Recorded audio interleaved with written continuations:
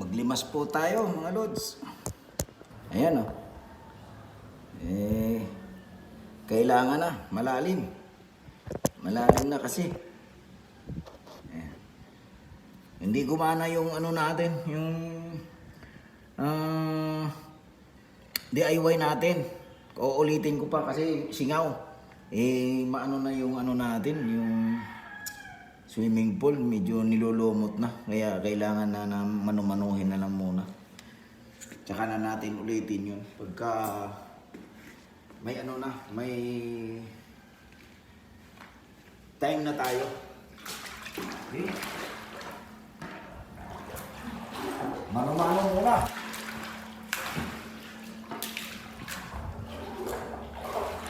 Yun.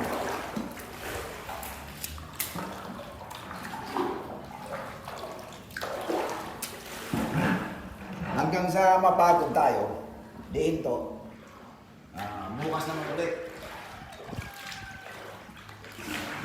Huwag biglain at lang yun may ina na si Lolo. Exercise na rin natin to. Para yung dugo sa katawan natin hindi mag-buo-buo.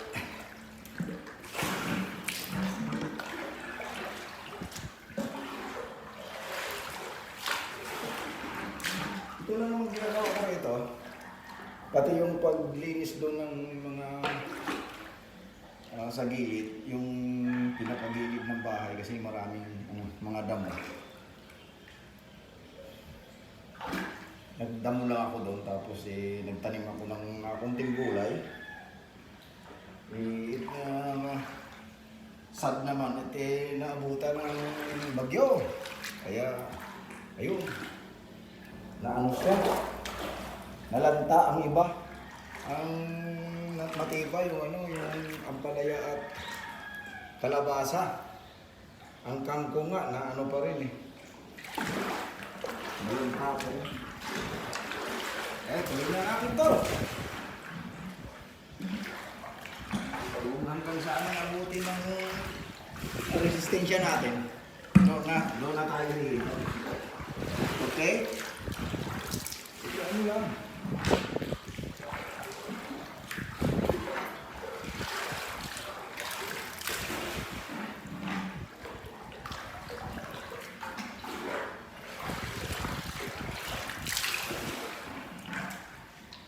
Lipat sa kabila. Kaliwa naman talaga tayo.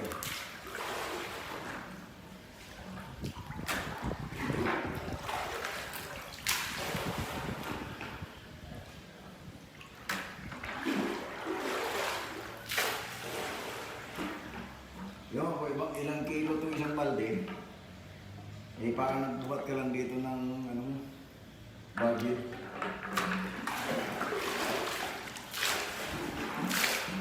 Makabuhat tayo ng 100 times dito, maganda na.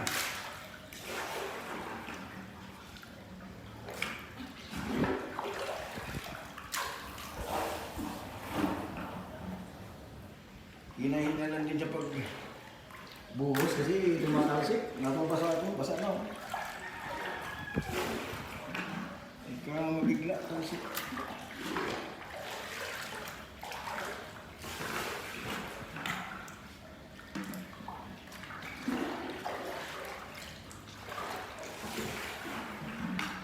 Kailangan na mag-plastic.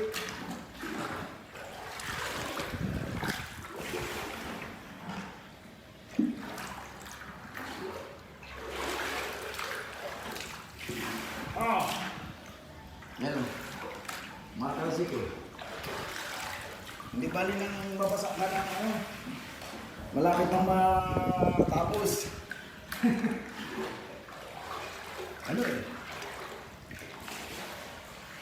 Malamig sa mahangin ngayon. Hindi lang dito halata. Pero doon sa taas mga dahon ng kahoy. Makikita mo yun. Pati yung doon sa bulaklak.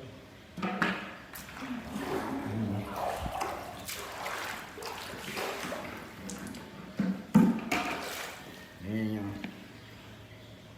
makikita nyo yung lakas ng hangin. Oh, ha? Gumagalaw yung mga ano, dahon ng bulaklak.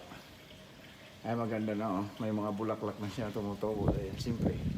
Katatapos lang ng 3 linggong ulan. Ayan oh. Dahon. Ayan, gumagalaw. Mahangin nga. Eh kung mabasa ka, tulad yan, medyo daan-daan ang nababasa. Ano na, malamig. Okay, hanggang dito na lang siguro muna. Kasi baka maubusan tayo ng battery. Maano na. Sige, iikot ko muna kayo sa palibot. At lagay ko nakikita naman ang iba dyan. Yung una ko mga upload. Ayan, sige po. Hanggang dito na lang muna.